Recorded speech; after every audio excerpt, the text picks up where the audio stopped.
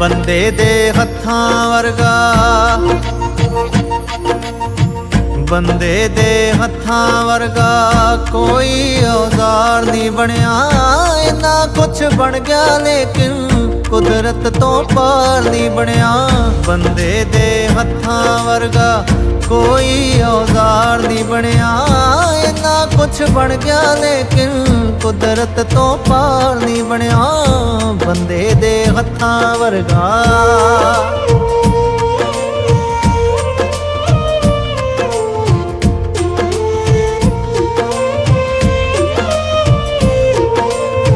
ਕਿੱਡੀਆਂ ਕਿੱਡੀਆਂ ਨੇ ਹੋਈਆਂ ਦੇਖੋ ਸੰਸਾਰ 'ਚ ਜੰਗਾਂ।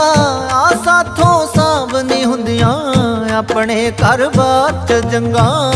ਕਰੀਏ ਸ਼ੁਕਰਾਨੇ ਜੋਣਾ ਉਹਨਾਂ ਦੁਸ਼ਵਾਰ ਨਹੀਂ ਬਣਿਆ। ਇੰਨਾ ਕੁਛ ਬਣ ਗਿਆ ਲੇਕਿਨ ਕੁਦਰਤ ਤੋਂ ਪਾਰ ਨਹੀਂ ਬਣਿਆ।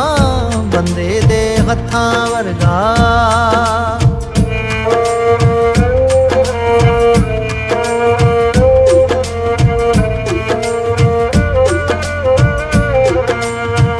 ਬਾਕੀ ਤਾਂ ਵਜ਼ਨ ਤਰੀਕੇ ਲਾ ਲਾ ਕੇ ਚੱਕ ਲਈ ਦੇ। ਜਾਂ ਉਸ ਨੂੰ ਲਾ ਕੇ ਪਈਏ ਹਲਕੇ ਕਰ ਹੱਕ ਲਈ ਦੇ।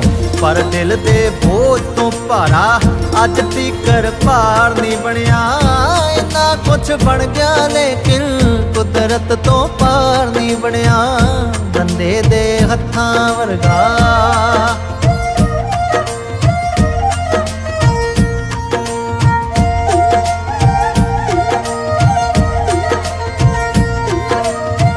ਜੇਕਰ ਕੁਛ ਦਾ ਤੇ ਲਾਉਣਾ ਲਾਵੀ ਮੁਹੱਬਤਾਂ 'ਚ।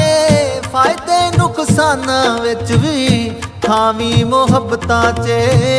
ਦੁਨੀਆ ਵਿੱਚ ਉਸ ਤੋਂ ਸੋਹਣਾ ਅੱਜ ਤੱਕ ਵਪਾਰ ਨਹੀਂ ਬਣਿਆ। ਇੰਨਾ ਕੁਛ ਬਣ ਗਿਆ ਲੇਕਿਨ ਕੁਦਰਤ ਤੋਂ ਪਾਰ ਨਹੀਂ ਬਣਿਆ।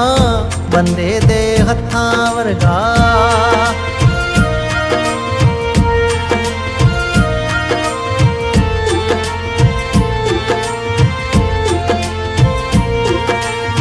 ਲਫ਼ਜ਼ਾਂ ਦੀ ਰਾਖ ਦੇ ਵਿੱਚੋਂ ਉੱਗ ਪੈਂਦੇ ਖਿਆਲ ਸਦਾ।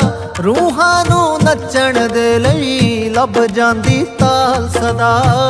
ਜਜ਼ਬੇ ਨੂੰ ਮਾਰਨ ਵਾਲਾ ਕੋਈ ਹਥਿਆਰ ਨਹੀਂ ਬਣਿਆ। ਇੰਨਾ ਕੁਛ ਬਣ ਗਿਆ ਲੇਕਿਨ ਕੁਦਰਤ ਤੋਂ ਪਾਰ ਨਹੀਂ ਬਣਿਆ।